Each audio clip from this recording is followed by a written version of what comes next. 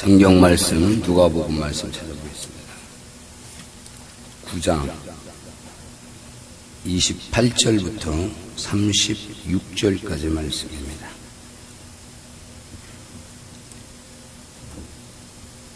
봉독하겠습니다. 28절부터 36절입니다. 이 말씀을 하신 후 8일쯤 되어 예수께서 베드로와 요한과 야고보를 데리시고 기도하시러 산에 올라가사 기도하실 때에 용모가 변화되고 그 옷이 휘어져 광채가 나더라. 문득 두 사람이 예수와 함께 말하니 이는 모세와 엘리야라. 영광 중에 나타나서 장차 예수께서 예루살렘에서 별세하실 것을 말씀하세 베드로와 및 함께 있는 자들이 고나에 졸다가 아주 깨어 예수의 영광과 및 함께 선 두 사람을 보더니 두 사람이 떠날 때에 베드로가 예수께 여짜오되 주여 우리가 여기 있는 것이 좋사오니 우리가 조막셋을 짓되 하나는 주를 위하여 하나는 모세를 위하여 하나는 엘리야를 위하여 하사이다 하되 자기의 하는 말을 자기도 알지 못하더라. 이 말할 즈음에 구름이 와서 저희를 덮는지라. 구름 속으로 들어갈 때에 저희가 무서워하더니 구름 속에 소리가 나서 가로되 이는 나의 아들 곧 택함을 받은 자니 너희는 저의 말을 들으라 하고 소리가 그침에 오직 예수만 보이시더라. 제자들이 잠잠하여 그 본 것을 무엇이든지 그때에는 아무에게도 이르지 아니하니라. 아멘. 다같이 340장 찬송 부르십니다. 준비하신 예물 하나님 앞에 드리겠습니다.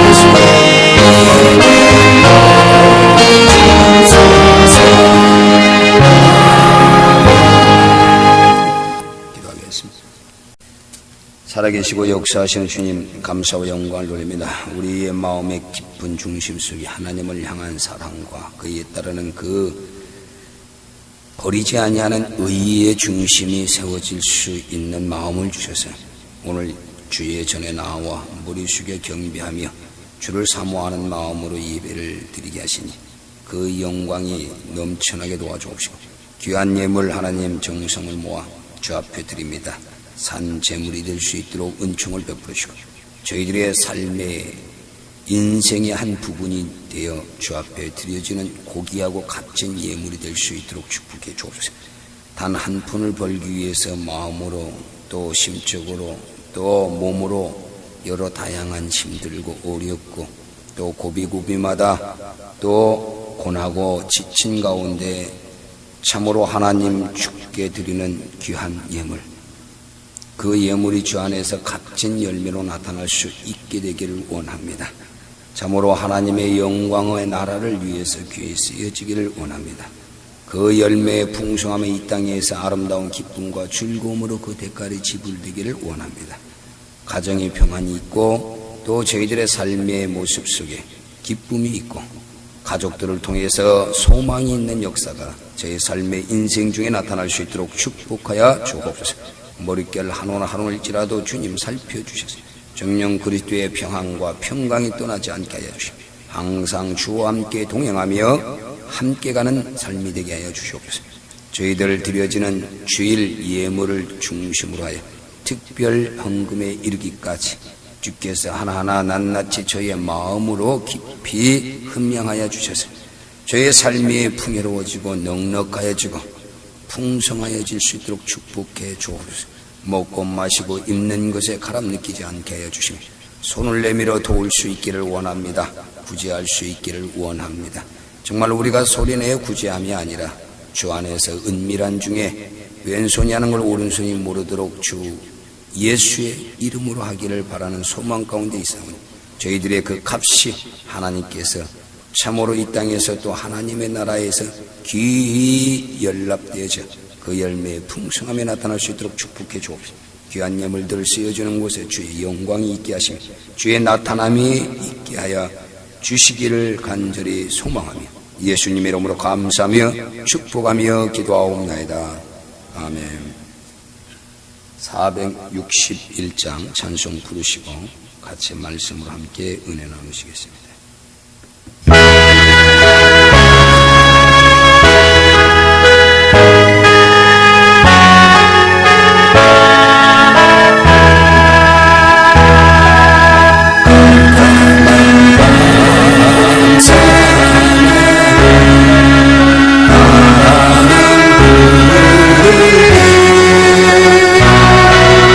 만든 천만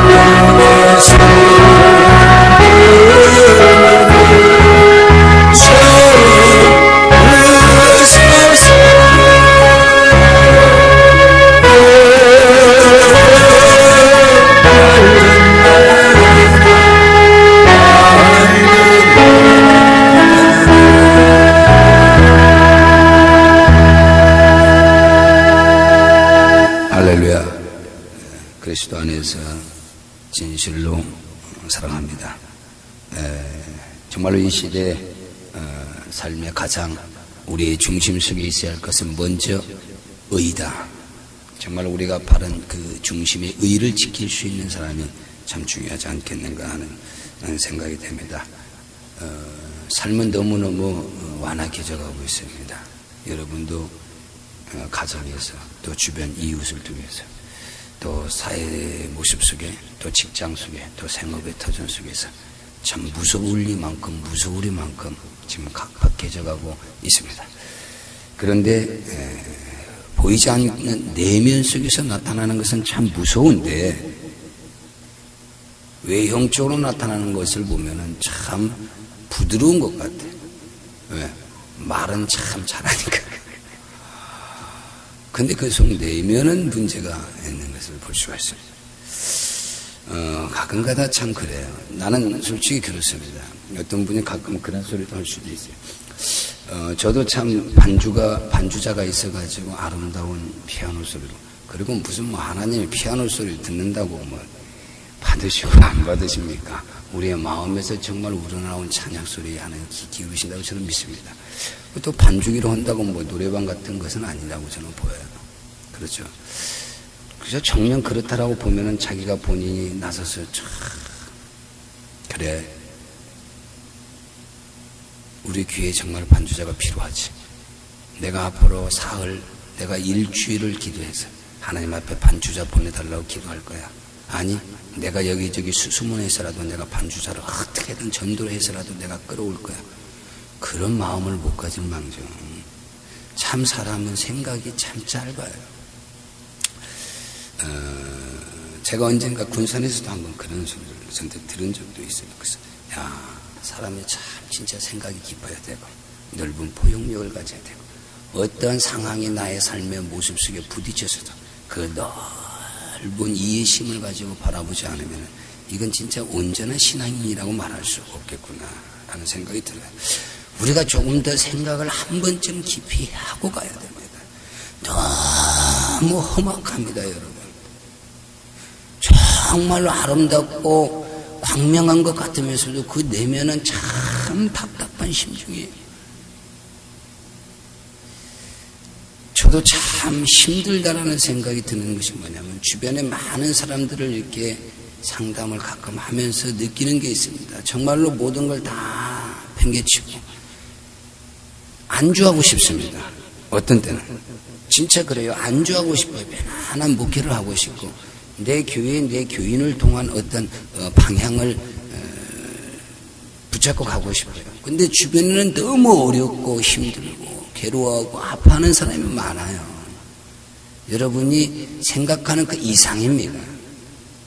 그 사람들을 떨쳤을 때 나는 내 임의적으로 판단하고 내 임의적으로 거역하고 싶지는 않아요. 왜? 나는 하나님을 알기 때문에 그렇습니다. 누구에 의해서 나는 내 인생을 결정짓고 싶지는 않습니다. 제 말은 바로 여러분도 마찬가지예요.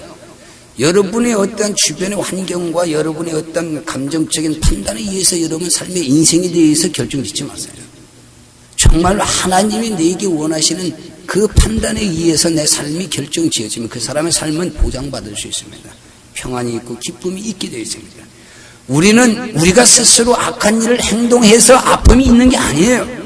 주변의 환경 속에서 그 사회적인 모습 속에서 내 인생의 모습 속에서 보여지는 것으로도 우리는 고통과 괴로움을 받게 되어 있습니다. 그렇잖아요. 왜 삶의 모습들이 이렇게도 완악해져 가고 있는가? 그 모습 바라보면서 귀로 듣는 그 자체가 우리에게는 고통일 수가 있어요. 그렇잖아요. 이것이 하나님의 사람들의 삶의 인생관입니다. 그런데 우리는 꼭 우리가 어떤 악한 행동을, 괴로움과 고통의 어떤 행동을 하기 때문에 괴로워하고 고통스러워하는 거 아닌가 하는 생각들을 하는데 그렇지 않습니다. 그래서 우리가 좀 생각을 깊이 하자. 다시 말해서 오늘 본문에 이 제자들이 예수께서 변화산에서 변화되는 모습과 모세와 엘리야를 보고 뭐라고 말합니까? 우리가 거기다가 조막을 짓자. 생각이 짧았던 거예요. 예수에 대한 참된 중심적인 그 신앙의 의미를 살피지 못했던 거예요. 다시 말해서 베드로를 찾아온 예수가 부활하신 후 베드로에게 말합니다. 네가 나를 사랑하느냐 이렇게 묻어요. 여러분, 진실한 사랑에는요, 정말로 그 사람을 상대를 사랑했을 때는 아끼지 않습니다. 아까워하지 않습니다. 자기의 모든 것을 내어주게 되어 있습니다. 그리고 가장 자기가 아끼는 것을 내어줄 수 있는 것이 사랑하는 사람입니다. 그렇잖아요. 그럼 여러분은 무엇을 내 사랑하는 사람에게 줄 수 있겠습니까? 이 세상에서 여러분이 가장 사랑하는 이가 누굽니까? 우리는 말하기를 예수라고 말합니다. 그렇죠. 예수님이 이 땅에 오셔서 가장 사랑하는 분을 하나님이라고 말합니다. 그래서 예수님은 자기가 가장 사랑하는 하나님 아버지에게 자기가 가장 아끼는 게 뭐겠어요? 예수님 뭐라고 그랬습니까? 천하보다 귀한 것이 자기의 생명이라고 그랬습니다. 눈이 범죄하는 눈을 뽑아버리고 팔이 범죄하는 팔을 잘라버리는 한 분이 있어도 하나님의 나라에 가는 것이 옳다고 그랬고 그 생명을 잃지 않는 것이 옳다고 그랬습니다. 그만큼 생명의 가치에 대해서 예수님은 말씀하셨는데 예수님은 자기의 가장 가치 있는 그 생명을 하나님 앞에 내어줄 수 있었던 거예요. 왜? 사랑하기 때문입니다. 우리는 어때요? 아무리 사랑하는 사람이 있어도 자기 거 한쪽에다 조금 놔두고 주게 되어 있습니다. 그래서 요즘은 그렇게 그러잖아요. 사랑에도 조건적인 사랑을 많이 합니다. 그래서 요즘 젊은이들은 사랑은 사랑대로 하고 연애는 연애대로 하고 또 결혼은 결혼대로 또 따로 한다 이 말이에요. 그만큼 세대적인 어떤 변화의 흐름이 지금 이루어져 가고 있어요. 자, 여러분은 어떻게 생각하십니까? 예수께서 베드로에게 묻습니다. 네가 나를 진실로 사랑하느냐? 내가 주를 사랑합니다. 주께서 아시지 않습니까? 라는 말을 합니다. 그런데 하나님이 보실 때에 예수가 보일 때에는 네가 나를 사랑하는 그 사람은 네가 진실로 나를 사랑하는 것이 아니라는 것을 보게 됩니다. 그래서 다시 재차 묻는 거예요. 베드로야, 네가 정말로 나를 사랑하느냐? 3번씩 묻게 되는데 그 말씀의 의미는 뭐냐면 우리가 잘 이해를 하셔야 돼요. 베드로야, 네가 나를 사랑하느냐 하는 것은 베드로에게서의 마음속에 내가 주를 위하여 죽을 수 있을 만큼 내가 주를 사랑한다는 것을 고백을 듣기를 원했던 거예요. 여러분, 남편이 아내에게 묻고 아내가 남편이 묻습니다. 당신 나 사랑해? 이런 말을 간혹 묻습니다. 그리고 특히 아내가 많이 그런 말을 묻죠. 남살스럽다고 그러죠. 저 전라도 말로. 아니, 아내가 남편한테 그런 말 물어보면 가끔 상우도 나한테 한 번씩 그런 이야기를 언뜻 물어. 그럼 진짜 남살스러워요. 마음은 있으되 어떻게 겉으로 표현하기가 참 그렇잖아요. 남자들의 성품이 좀 속성이 그래요.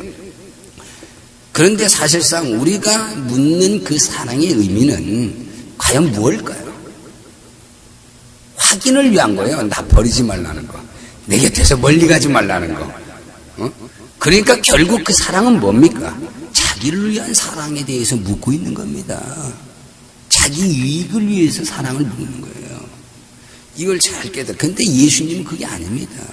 자기 유익을 위해서 사랑하느냐 묻지 않았습니다. 누구를 위해서? 하나님을 위해서. 이걸 잘 이해를 하세요. 내가 나를 사랑하느냐 물은 것은 네가 하나님을 사랑하느냐 하는 겁니다. 그러니까 아내가 남편을 믿는 사람은요, 아내가 남편한테 물을 때 당신 나 사랑해요? 이렇게 물을 때는 당신 정말로 하나님을 사랑해요? 이 말이 돼야 된다고 저는 믿습니다. 이것이 신앙의 중심이요, 이것이 신본주의적인 삶입니다. 그 하나님의 신이 함께하는 사람이요 대단합니다. 가끔 제가 이야기하자면 하나님의 신이 임한 자에게는 누구라도 그 앞에 와서 반드시 무릎을 꿇게 되어 있습니다. 이게 하나님의 신의 능력입니다. 여러분이 하나님의 신을 임한 자가 되어야 됩니다. 이 말을 꼭 믿으시기를 예수님의 이름으로 간절히 축원드립니다. 결론을 이야기합니다. 예수님은 이 땅에 오셔서 예수께서 사랑하는 하나님을 위해서 자기의 목숨을 내놓았습니다. 그래서 베드로에게 묻는 거예요. 네가 나를 사랑하느냐? 자, 오늘 이 시간 여러분한테 예수가 물었다고 한번 해봅시다. 네? 예를 들자면 조성만 집사야, 네가 나를 사랑하느냐? 아니면 김정혜 사모야, 네가 나를 사랑하느냐? 예수님이 물었어요. 네? 신재숙 집사야, 네가 나를 사랑하느냐? 안 오면 또 시험 들으니까. 다 부를 수는 없고, 성산 제일교회에 있는 모든 하나님의 사람들아, 네가 나를 사랑하니 이렇게 물었단 말이에요. 그럼 여러분 뭐라고 대답할 수 있겠어요? 이 말은 무슨 뜻이냐면 예수님이요, 네가 나를 위해서 목숨을 내놓을 수 있겠느냐 이렇게 물은 겁니다. 여러분 성경을 잘 이해를 하셔야 돼요. 왜냐하면 베드로에게 예수님 묻고 난 뒤에 그 다음에 예수님이 뭐라고 했냐면 내 양을 먹이고 내 양을 치고 내 양을 먹이라 이 말을 하고 난 뒤에 뭐라고 하냐면 이제는 네가 나를 위해서 죽으리라 그렇게 말합니다. 이제는 네가 나를 위해서 순교하리라는 것을 말씀하고 있습니다. 그 말은 뭐냐면 네가 나를 사랑하느냐는 네가 나와 함께 죽어야 하리라. 내가 죽었듯이 너도 죽어야 하리라 하는 말을 하고 있는 거예요. 그러니까 예수님이 베드로에게 물어본 참된 사랑은 네가 나를 위해서 죽을 수 있겠느냐 라는 것을 물었다고 저는 봅니다. 물론 일반적인 사랑의 의미를 물은 것은 사실인데 예수님의 생각은 우리의 생각과 다릅니다. 예수님의 생각과 우리의 생각이 같았더라면 예수님이 이 땅에 오셔서 굳이 비유로 말씀할 이유도 없고 우리가 이해할 수 있는 그 사고를 가지고 이해했을 거예요. 말했을 거예요. 그런데 예수님은 그러한 사고적 개념을 가지고 그런 지식으로 이야기를 하지 않았다는 겁니다. 우리는 이해할 수 없지만 그 내면 속에는 깊은 하나님의 어떤 의식이 있었던 거예요. 그 지식은 이 땅에서 우리의 배움의 지식으로 이해될 수 있는 것이 아닙니다. 자, 여러분 진짜 우리의 중심의 삶 속에 무엇이 있어야 되느냐? 이 베드로와 요한과 야고보가 하나님 예수님의 그 변화되는 그 변화산의 모습을 오늘 본문에 보고 뭐라고 그랬습니까? 우리가 초막을 짓자. 하나는 엘리야를 위해서, 하나는 모세를 위해서, 하나는 예수를 위해서. 그런데 그것이 예수께서 원하시는 참된 신앙의 삶의 중심이 아니라 이것은 안주적인 것입니다. 너희가 어찌하여 안주하려고 하느냐? 하나님의 그 계획은 이 세상의 온 누리에 퍼져 있다는 거예요. 우리가 좀 이렇게 포괄적인 생각을 해요. 지금 우리 아무것도 아니에요. 별 볼 일 없어요. 특별한 거 없습니다. 배운 것이나 가진 거나 어떤 이치적인 것으로 보면 우리 환경을 보면 너무 열악해요. 참으로 부끄러울 만큼 힘듭니다. 오늘 우리 삶의 하루하루 일과에 그 삶의 하루 일과 속에서 먹고 마시고 입는 것에 걱정하며 염려하며 사는 인생이에요. 그러나 하나님의 중심이 우리에게 있을 때 반드시 그 중심은 살아나게 돼 있고 언젠가 그 일이 큰 대들보 같은 그 역할을 한다고 저는 믿습니다. 그걸 믿고 참고 기다리셔야 돼요. 그런 소망이 없으면 우리는 뭐예요? 죽은 인생이죠. 의미가 없죠. 그냥 의식 없이 그냥 살아가는 보통 일반 사람들의 삶의 인생에 불과한 거로 끝나고 맙니다. 노력해야 됩니다. 해야 됩니다. 목사라고 공부 안 해야 됩니까? 대통령이라고도 공부 안 해야 됩니까? 항상 경제나 정치나 사회적인 측면에 또 밑에 국민들의 삶의 실제적인 모습들을 다 살필 수 있는 그 공부가 필요한 겁니다. 누구에게나 그런 거예요. 계속 우리는 끊임없이 우리의 그 목표에 도달할 때까지 우리는 내게 주어진 것에서 최선의 열심을 다할 때 하나님 축복하신다고 저는 믿습니다. 그래서 이 베드로나 야고보나 이 요한이 안주하고자 했을 때 예수님은 그것이 아니라고 그랬습니다. 책망하셨어요. 베드로는요 마태복음 16장 22절에 보면 십자가 대에서 거부했어요. 십자가 대에서 부인했단 말이에요. 결국은 십자가 대에서 거부했어요. 예수님의 십자가에 대한 참된 의미를 깨닫지를 못했던 겁니다. 그리고 요한과 야고보는 세상에 빠져 있었어요. 세상을 쫓아가려고 그랬어요.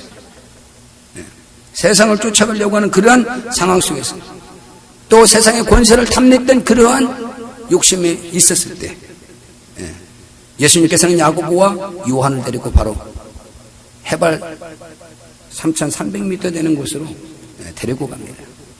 거기가 바로 헬문산인데 그 헬문산에 오를 때에 바로 어떤 사건이 있었냐? 예수님께서 기도할 때 변형되는 사건이 있었음을 보여주고 있습니다. 그래서 우리는 때에 따라서는 세상의 탐욕이 우리에게 올 때 기도를 통해서 우리의 삶의 모습이 예수님이 변화된 것 같이 우리의 마음이 또한 변화돼서 정말로 참된 진리의 의를 쫓아갈 수 있는 마음의 중심을 가지고 가야 돼요. 기도하지 아니하고는 중심의 삶을 살 수가 없습니다.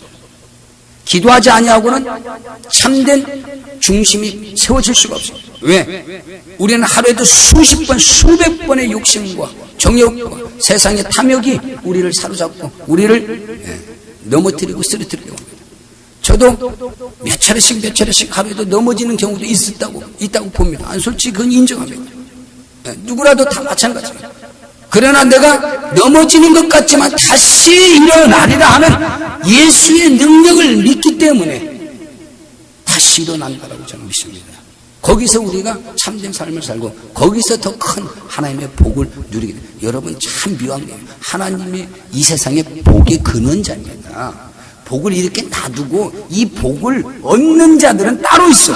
이 복을 얻는 자들에 대한 하나님의 법이 있어. 그 법을 따르는 자만이 하나님의 복을 얻으셔요. 근데 세상의 모든 것은 허상이에요. 하나님은 실제적인 축복에 살아있는 은혜를 우리에게 베푸는데 세상은 허상. 여러분 생각해보세요. 명예나 권세나 물질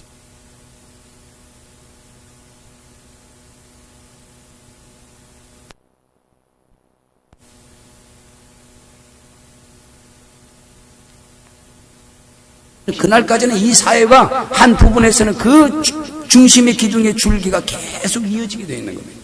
이 역할을, 이 줄기 한 부분의 역할을 여러분이 해야 됩니다. 약하다고 생각하지 마세요. 충분히 가능합니다. 안 되면 연합하면 돼요. 연합하면. 제가 어떤 큰 계획을 가지고 있는데, 여러분, 한 사람이 하는 것은 어렵습니다. 그런데 제가 지금 어떤 계획을 갖고 있는데 그것이 1000명이라고 하죠. 회원을 모집을 하는데 예를 들어서 1000명이라고 하면 500만 원씩만 해도 50억입니다. 50억. 한 사람이 500만 원밖에 안 되는데 그게 모이면 50억이 되는 겁니다. 여러분 이 세상은요 인맥이 굉장히 중요합니다. 무슨 명예나 권세적이고 권력적인 인맥이 아닙니다. 저들과 함께 어느 때 어떤 일을 할 때 함께 해줄 수 있는 그러한 사람들이 필요한 거예요. 그래서 저는 그런 거에 많은 내 몸으로 사실 투자합니다. 그것이 또한 하나님이 언젠가 그런 과정을 통해서 도우실 거라고 믿기 때문입니다. 이게 아무것도 아닌 것 같지만 참 중요해요. 자, 우리가 어떤 삶의 생활 속에서 이것이 없으면 다른 것으로 그것을 만들어갈 수 있는 사람이 지혜가 필요합니다. 나는 안 돼. 나는 없는데. 아이고 나도 물질 줘봐. 내가 못할 게 뭐가 있어. 내가 많이 배웠어 봐. 나도 다 할 수 있어. 천만에. 그거 없어도 할 수 있습니다. 예. 어떤 분, 여러분 아시죠? 손이 없으니까 발로 밥을 먹더라고. 알잖아요. 그 간증 나오고, 테이프 나오고, 책도 나왔죠. 예? 손으로 운전 못하니까 발로 운전하대. 왜 못해? 하잖아요. 예? 운전도 잘하더라고. 피아노도, 손으로도 못 치는 피아노. 그는 발로도 피아노 치더라고요. 여러분 손으로 피아노 칠 줄 알아요? 그런데 그 자매는 발로도 하더라 이 말이에요. 안 되는 거 이것이 안 되면 다른 것으로서 그것을 만들어 가야 됩니다. 이것이 중요한 거예요. 이것이 바로 중심의 삶을 사는 하나의 방법이라고 생각합니다. 어쨌든 오늘 본문 말씀에 성도의 삶의 중심은 기도를 통해서 시작돼야 된다. 네. 예수께서 변화된 모습이 바로 기도였습니다. 여러분이 어려운 상황이 있을 때 기도하면 여러분 삶의 생활에 변화가 됩니다. 어려운 그 부딪힘이 새로운 좋은 방향의 인도하심으로 그 길이 열려진다는 뜻입니다. 네, 여러분 자신의 중심이 바뀌어져요. 네, 욕심이라는 것은 내야 됩니다. 그러나 우리가 모든 것이 그리스도를 중심으로 하는 욕심은요. 자 보세요 한번. 생각을 해봅시다. 인간의 욕심은 뭡니까? 풍요로워지는 건 많은 것을 갖는 거예요. 인간의 욕심은 뭡니까? 자기 자신을 중심으로 하는 겁니다. 그렇죠? 그런데 예수님의 중심은 뭐예요? 나를 중심으로 하지 않습니다. 모든 사람이 다 잘되고 모든 사람이 다 어려운 곳에서 같이 나눔의 축복을 누리는 겁니다. 이게 벌써 차이가 있는 거예요. 엄청난 겁니다. 여러분은 어떤 것에 욕심을 내고 가는지 여러분 자신 스스로를 들여다볼 수 있는 사람이 돼야 돼요. 그래야 큰 인물이 되고 그래야 큰 뜻을 이룰 수 있게 되는 줄로 믿습니다. 사도 바울도 그렇습니다. 데살로니가 전서 5장 17절에 보면 쉬지 말고 기도하라. 쉬지 말고 기도하라. 기도는 쉬는 기도가 되서는 안 돼요. 그러니까 내 삶 자체가 기도예요. 지금도 기도요. 1초 순간순간 시간 속에 기도가 이루어지는 그런 기도를 하나님은 원하신다. 이것이 성도의 삶의 중심이다. 오늘 본문 30절을 한번 봅시다. 예수님의 용모가 변화되고 그 옷이 휘어져 광채가 나는 그때에 구약을 대표하는 모세와 엘리야가 함께 했습니다. 그런데 그들이 예수님과 말을 합니다. 그런데 무슨 말을 하느냐 하면은 바로 예수님의 죽으심에 관한 이야기를 하고 있습니다. 바로 십자가에 대한 말씀이었음을 보여주고 있다는 겁니다. 그래서 이때 모세와 엘리야를 보이심을 통해서 이제 예수께서 이 세상의 온 인류의 대제사장으로 임명을 받으며 또 십자가 사건을 통해서 이제 구원의 시작, 구원의 역사가 사건이 이루어지는 것에 대해서 예수에 대한 결정 또 대제사장으로서 임명하시는 그러한 영적인 의미를 보여주고 있습니다. 그래서 성도의 중심의 삶은 예수님이 오늘 본문 31절을 통해서 죽으심의 그 십자가 사건에 대해서 설명하고 있듯이 우리의 삶의 중심은 또한 십자가를 중심으로 살아야 된다. 십자가가 도대체 뭐냐? 십자가는 뭐냐? 바로 십자가는 나를 내려놓는 것이 참된 십자가의 의미다. 그래서 여러분 십자가의 희생적 개념은 남을 구속하지 않으면 안 됩니다. 남을 구속한다는 건 뭔 말이냐? 바로 사랑으로 구속한다는 겁니다. 사랑으로. 보세요. 교회에서 어떤 생활을 하는데 의식적인 것이 있고 형식적인 것이 있습니다. 그런데 그걸 하지 않는다라고 아유 왜 김 집사는 이렇게 해야 되는데 왜 김 집사는 이렇게 이 일을 안 하는지 모르겠다라고 하면은 이것이 과연 십자가의 의미를 가지고 신앙생활을 하는 거냐? 그렇지 않습니다. 그러니까 십자가는 뭐냐? 구속이라는 거예요. 무엇의 구속이냐? 그것이 잘못된 것일지라도 십자가는 그것을 깨끗하게 하고 가려주고 덮어주는 것이 십자가입니다. 쉽게 설명합니다. 그러니까 우리의 죄가 있어도 그것을 덮어주기 위해서 십자가 사건이 있었던 거예요. 그러니까 김 집사가 혹시 뭔가 잘못된 부분이 있어도 그걸 덮어줄 줄 아는 것이 십자가의 중심으로 살아가는 삶입니다. 그러니까 그것을 십자가는 뭐예요? 복음이요? 사랑입니다. 그것을 사랑으로 덮어주면서 김 집사 이번에 그 일을 못했어도 김 집사는 워낙 지혜로워서 다음에는 꼭 이걸 할 수 있을 거야. 이렇게 이야기를 해줘야 된다고 저는 봐요. 이것이 바로 십자가의 삶입니다. 십자가의 삶이라니까 무슨 뭐 정말로 나무에 매달려가지고 뭐 이런 사건이 아니에요. 우리 삶 속에서 주어지는 사건입니다. 그런 삶이 되시기를 예수님의 이름으로 간절히 축원을 드립니다. 그래서 사도 바울은 갈라디아서 6장 14절에 보면은 내가 오직 자랑할 것이 무엇이 있으리요? 오직 십자가 외에 나는 자랑할 것이 없다고 했습니다. 왜? 십자가보다 더 이귀한 게 없어요. 왜? 모든 걸 덮어버리니까. 모든 걸 씻어버리니까. 이 세상에 그 어떠한 악한 것도 다 씻어버리고 덮어버리니까. 왜? 예수님과 함께 십자가에 못 박혀 죽은 왼편 우편에 섰던 강도 중에 한 강도가 구원을 받습니다. 살인을 저지른 자도 그 십자가가 덮여지는 역사가 나타납니다. 죽은 자 나사로도 죽은 소녀도 살아나는 그 십자가의 능력이 있기 때문에 그렇습니다. 그러니까 십자가는 사람을 살리기도 하고 죽이기도 한다. 왜? 십자가는 저주의 십자가입니다.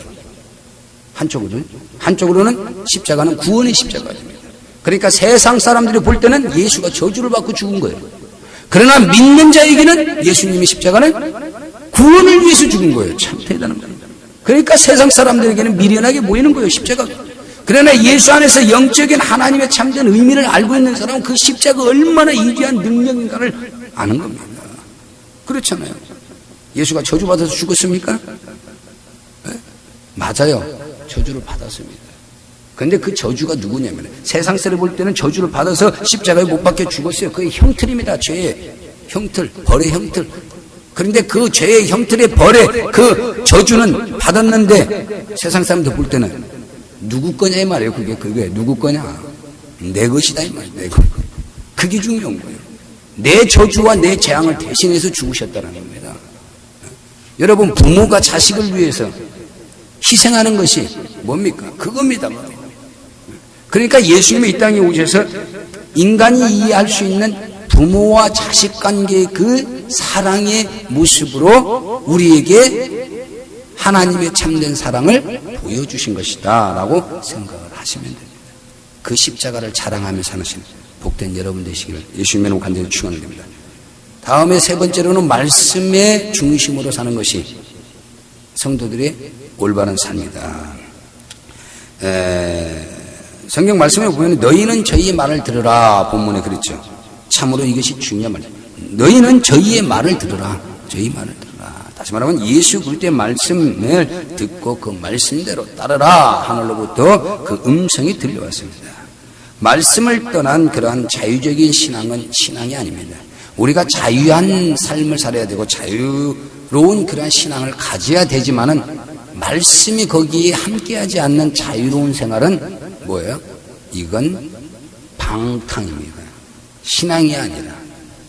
그러니까 반드시 말씀을 중심으로. 말씀은 뭐냐? 바로 사람을 살릴 수 있는 것이 말씀이다. 죄를 덮어주는 게 말씀이에요. 말씀이라니까 막 예수의 이름으로 뭐 능력으로 뭐 말씀으로 뭐 고쳐지고 나타나고 부자 되고 뭐 되고 그런 생각의 그 상상적인 것은 버려버려요. 살린다는 거, 살린다는 거. 능력으로 살리든 사랑으로 살리든 돌봐서 살리든 구제로 살리든 봉사로 살리든 헌신으로 살리든 무엇을 통해서 살리든 살리는 역사가 나타나는 것이 진정한 말씀의 능력입니다. 그러니까 내 삶이 어려우면 그 어려움에서부터 살아나는 삶의 변화가 오는 거예요. 막힘이 있으면 그 막힘이 변화되는 거예요. 썩은 것이 있으면 그것이 단 것으로 변화되는 거예요. 반석에서 물이 갈증을 느낄 때 그 반석에서 물이 솟아나는 거예요. 이것이 말씀이에요. 이 자체가 말씀이에요. 그 능력이 말씀이고 말씀이 능력이다. 그래서 성경에도 그렇게 가르치는 겁니다. 그러나 그 말씀에는 반드시 믿음을 전제해야 된다. 믿음. 그걸 믿어야 된다. 솔직히 말해서 누가 믿습니까? 내가 청년했을 때 그 말씀 보고 정말로 얼마나 시험이 들었는데 도대체 하나님은 누구시길래 하나님은 도대체 누구시길래 왜 이렇게 사람을 많이 죽였고 전쟁 나가면 사람을 다 죽여놓네. 그리고 아무리 그래도 그렇지 하나님은 도대체 누구시길래 아니 이렇게 잠깐만 만져도 타서 죽어? 놀래서 죽고 심장마비 걸려 죽고 왜 죽어? 하나님은 인간을 사랑한다고 놓고 그까짓 거 조금 법게 좀 만졌다고 죽어? 도무지 나는 하나님을 이해하지 못했습니다.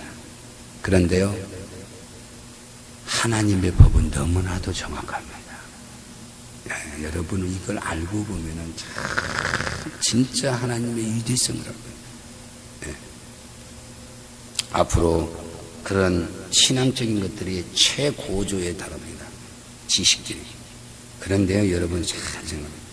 문명이 발달될수록 사람의 신앙적인 지식은 두 가지가 있는데 하나님께로부터 오는 신앙적인 지식은 떨어지고 학문적인 지식의 한계는 높아집니다. 그러니까 성경 말씀에 대해서는 꿰뚫어버려요. 달달달달달달달 다 이제 완전하게 다 파악이 됩니다. 그러나 그것이 두 가지 지식에는 하나님께로부터는 신령한 것으로 보는 것과 학문적으로 역사적으로 그러한 고고학적인 것으로 보는 그러한 말씀의 지식이 두 가지로 갈려져 나타납니다. 앞으로 여러분은 어떤 과정을 통해서 택하여 가야 할지를 여러분 스스로 잘 판단을 내려서 판단이 내릴 것도 없습니다. 여러분 참 저는 안타까운 게 있어요.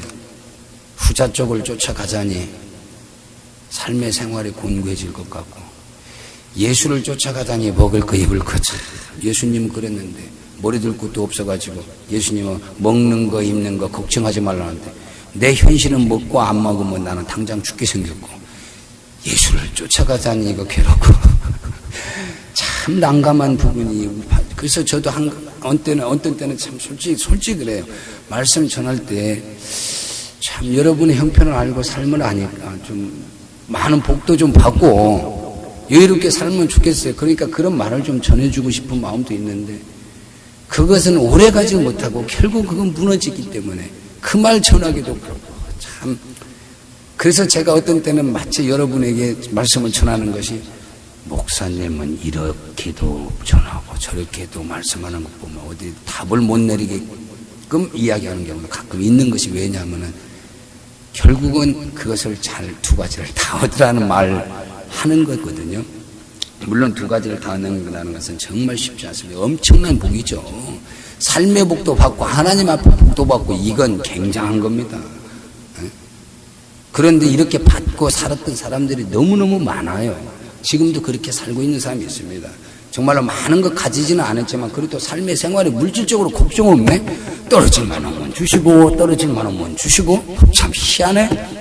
마치 정말로 샘물에서 뭐 물을 다 떠서 먹으면 또 어때? 그 샘물에서 또 스르륵 솟아오르죠. 그런 것과 같아요. 하나님의 말씀의 역사, 아니 섭리의 역사. 그런데다가 마음이 그렇게 평안이 있고 막 기쁨이 있고 막 정말로 외양간의 송아지 같이 너무너무 기뻐. 어린이가 괜히 기뻐하죠. 에? 먹을 거 주지도 않았어. 같이 놀아주지도 않았어. 그런데 혼자 가만히 있다가 막 혼자 웃고 그러네. 그런 애들 봤어요, 안 봤어요? 참 희한하죠? 괜히 저 혼자 웃어. 그거 막 소리 지르고 춤추고. 왜 그래? 걔가 지식이 있어요? 걔가 가치가 있어요? 사고가 있어요? 안 그래요. 그런데도 기뻐하는 것은 그 속에 무엇인가 있다라는 겁니다. 그 속에 뭔가가 있기 때문에 그것이 오는 거예요. 우리에게도 그 예수가 있기 때문에 우리에게 괜히 옆에 있는 사람들. 참 제가 한 사람 대단한 분을 봤는데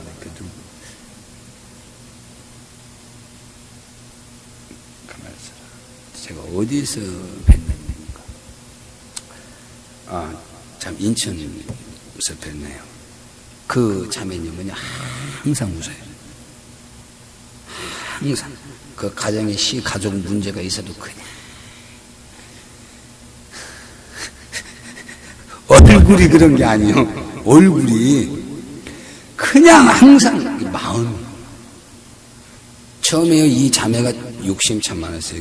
그 전에 제가 한번 그랬죠. 그 케이블 TV, 그 어느 케이블 TV의 그 사장, 그 며느리로 들어갔거든요. 그것도 나이가 22살 때인가 결혼했어요. 그것도 제가 막 하라고요. 지금 2딸을 가지고. 뭐 집안은 참 좋죠. 근데 이제 시어머니 이제 뭐 좀 아파가지고 뭐 그거 뭐 또 시아주머니가 막 굉장히 많이 탕진했대요. 막 그것도 또 친정 부모가 굉장히 힘들어요. 막 그거 다 그러면서도 그냥 마냥 왜? 처음에는 욕심이 참 많았어요. 원래 모델을 하려고 했던 자매이기 때문에. 그런데 참 자기가 아이를 낳고 예수 안에서 살면서 참 깊은 것을 알았다는 거예요. 정말로 그런 것들이, 그런 욕심들이 다 사라지더래요. 그래서 어떻게 하면 예수님을 위해서, 어떻게 하면 세상에서 무언가 사람들 앞에 나눌 수 있을까 하는 생각만 가지고 몇 년간을 그렇게 사는 거예요. 참 그래요. 저는 그게 참 값지다고 봐요. 자기 인생은 마치 던져진 것 같지만, 그런데 그분을 보면은 몇 년 후에 하나님께서 외국으로 이민시켜갖고 막 거기서 막 다 줄 것 같고, 차남인데 그 재산권도 다 이 차남한테 다 주실 것 같아요. 진짜. 왜? 그렇게 하니까. 항상 웃어요. 아마 그분의 신앙의 삶은 웃는 것이, 밝은 미소로 사는 것이 그분의 신앙의 중심의 삶이 아닌가 하는 생각이 들어요. 그냥 나도 기쁘더라고. 나도 기뻐. 그냥 무슨 일이 있거나 그냥 웃어. 야, 그러니까 나도 기뻐가지고 그분하고 이야기하면서 나 그냥 웃음이 나와. 그냥 오늘 이전에 아픈 것이 있고 힘든 것이 있고 답답하면 그냥 참 내가 그 사모한테 배워왔어요. 여러분 웃으셔. 웃으면서 사세요. 마지막입니다. 예수를 중심으로 사는 것이, 이것이 신앙의 삶이요 성도의 삶입니다. 십자가를 거부했던 베드로는 오히려 십자가에 죽었어요. 참 희한한 거죠. 십자가를 거부했던 베드로가 십자가에 죽었고 그 십자가의 증인이 되었습니다. 또한 야고보도 순교를 한 사람이 된 거야. 요한도 밤무섬에 들어가서 하나님의 나라의 천국 세계를 보고 세상의 모든 사람들에게 증거를 하는 자가 되었습니다. 하나님의 나라의 천국을 증거하는 자가 되었습니다. 이처럼 우리가 정말로 예수를 중심으로 살 때 우리에게는 반드시 좋은 날이 있을 겁니다. 그리고 여러분 솔직히 말해서 교회가 또 일부 신앙인들의 문제가 있는 건 사실입니다. 그런다고 해서 교회에서 잘못된 거 말하는 법은 솔직히 없습니다. 그렇잖아요. 그 사람들의 마음속에서 그런 부분들을 알고도 하지 않는 부분도 있고 이런 또 연약한 부분 때문에 문제가 오죠. 솔직히 교회에서 뭐 나쁜 일 하는 교회 있어요? 아니, 다 우리가 정말 아름다운 것을 만들어가자고 하지만 부족하고 연약하기 때문에 또 그것을 채울 수 있는 능력이 없기 때문에 우리가 그것을 다 이루지 못하고 가는 경우가 있고 세상을 살다 보면은 솔직히 화도 나고 미운 사람 보고 어떻게 웃을 수 있겠습니까? 바보가 돼야 된다는 말입니다. 그러니 바보 되는 것이 쉽습니까? 바보가 정상으로 돌아오는 것도 어렵지만은 정상인이 바보 되는 것이 더 어려워. 왠 줄 아세요? 바보 되는 것은 적지만은 정상인들은 많거든. 제 말이 틀린 말이 아닌 것 같아요. 그렇잖아요. 제 말 같지는 않네요. 하나님이 그렇게 말씀하시는 것 같네. 바보가 정상인 되기는 어려워요. 그런데 정상인이 바보 되기가 더 어렵다라는 겁니다. 만약에 그게 더 쉬웠다라면 지금 바보가 더 많지. 정상인보다. 자, 결론입니다. 축복된 성도의 삶의 중심은 결국 예수를 중심으로 하는 삶입니다. 물론 세상에 명예나 권력 또 정욕 또 누릴 것 참 많아요. 그러나 하나님은 그렇습니다. 그걸 나는 너에게 주기를 원한다. 그래서요, 땅끝까지 모든 것의 만물을 하나님 다스리고 그것을 번창시키고 번성하게 하기를 원한 겁니다. 다만 우리가 그것을 다스리는 방법이 잘못됐기 때문에 우리는 그것을 욕심으로 했기 때문에 하나님 앞에 감사함으로 하고 그것을 모든 사람에게 나눠야 되는데 왜? 욕심이 들어와서. 그래서 가인을 통해서 그 사건의 증거가 나타난 겁니다. 봐라, 결국 보라. 이 허상을 쫓아가 그것을 먹고 나니까 어떠냐? 네가 그것을 갖기 위해서는 어떻게 해? 그걸 갖기 위해서 사람을 죽여야 되지 않느냐? 형제를 죽여야 되지 않느냐? 이게 참 무서운 이야기입니다. 그런데 잘 들어보세요. 가인은 사실상 진짜 얻을 수 있는 걸 얻은 게 아니라 허상을 얻기 위해서 그 허상 때문에 자기의 혈육인 동생을 죽이는 사건이 있었어요. 여러분, 선악과 나무의 그 열매를 보세요. 그게 예를 들어서 사과나무라고 합시다. 오늘 이 시간 여러분 사과 먹고 나니까 어때요? 남아요? 사라져버리잖아요. 이게 허상이라는 거예요. 근데 예수는 뭐예요? 예수의 생명나무를 먹어봐. 그 기쁨이 영원히 간다는 거예요. 그러니까 사과는 먹으면은 몇 번이면 사라지는데 예수님의 생명나무는 영원히 사라지지 않는. 사실상 이 사람은 종이 한 장 차이와 같은 것 같아. 지식이. 여러분, 정말로 주 안에서 성도의 중심이 예수께만 있다면 반드시 좋은 삶 삽니다. 좋은데 하나님 다 구경도 시켜주고 좋은 음식도 먹게 하고, 내가 가끔 콜롬비아 갔다 온 걸 가끔 자랑을 하는데, 왜냐? 거기서 참 좋은 음식 참 진짜 많이 먹었거든. 특히 그 옥수수, 나는 그 원두커피, 잊지 못해요. 옥수수를 바다에다 이렇게, 바다죠? 마가린은 아닙니다. 바다 이렇게 딱딱한 거, 그걸 것 같아. 옥수수 겉에다 다 발라가지고 그 숯불 있죠? 숯불에다가 딱 와가지고 그걸 구워요. 옥수수를. 근데 옥수수가 한 이만해. 진짜 이만해. 그렇죠? 참 맛있대. 근데 우리나라는 옥수수가 작으니까, 그리고 거기는 찰옥수수예요. 그러니까 그렇게 구워서 먹어도 되는데 여기는 퍼석퍼석 해갖고 그렇게 해볼지도 몰라요. 이 말은 하나님 우리에게 필요할 때 먹을 걸 공급해 주십니다. 그리고 우리가 원하면 다 주셔요. 저는 다 주신다고 봅니다. 근데 그거 먹어갖고 또 욕심이 돼가지고 누굴 죽이면 안 되지. 다시 말하면 어때? 꼭 실제적인 죽음이 아니라 괜히 욕심이 나가가지고 먹고 보니까 배부르니까 더 먹고 싶으니까 사람은 그걸 뺏어야 할 거 아니야. 그러다가 문제가 생기니까 어느 정도 선에서 가게 하는 겁니다. 진짜로 이걸 이렇다라고 보면 여러분 진짜 하나님 우리를 사랑하는 거죠. 그런 생각을 안 하면 하나님이 미운 거예요. 왜? 하나님이 왜 나한테 안 주냐라고 볼 수 있기 때문에 그렇습니다. 이게 생각 차이입니다. 잘 그 생각해서 복된 영원한 행복을 쫓아가는 여러분 되시기 바랍니다. 기도하겠습니다. 살아계시고 역사하시는 주님, 우리는 주의 것입니다. 우리가 무엇이 아버지 앞에 잘났고 우리가 아버지 앞에 무엇이 온전한 것이 있겠습니까? 우리는 부족하지만 주로 말미암아 나도 큰 자가 되고 주로 말미암아 나도 강한 자가 되고 주로 말미암아 나도 이 세상을 다스릴 수 있을 만한 지혜가 있습니다. 지식이 있습니다. 명철이 있습니다. 반드시 그날 인생의 가장 좋은 날을 내게 주실 걸 믿고 참고 인내합니다. 그러나 너희가 인내를 온전히 이루라고 하신 말씀을 믿사오니 인내를 그냥 인내로 여기지 말고 그 인내를 온전히 이루어 완성되어지는 삶의 풍요를 얻기까지 주를 바라보며 나아갈 수 있는 은총의 사람이 되게 하시며 이 귀한 시간을 통해서 주께서 이제 신앙의 성도의 중심의 삶이 무엇인지를 말씀해 주셨습니다. 그 삶을 중심으로 살 수 있도록 은총을 베풀어 주시기를 간절히 바라옵고 원하오니 예수님의 이름으로 감사하며 축복하며 기도하옵나이다. 아멘. 반갑습니다. 우리 인사 나눕시다. 예수의 이름으로 예수 안에서 사랑합니다.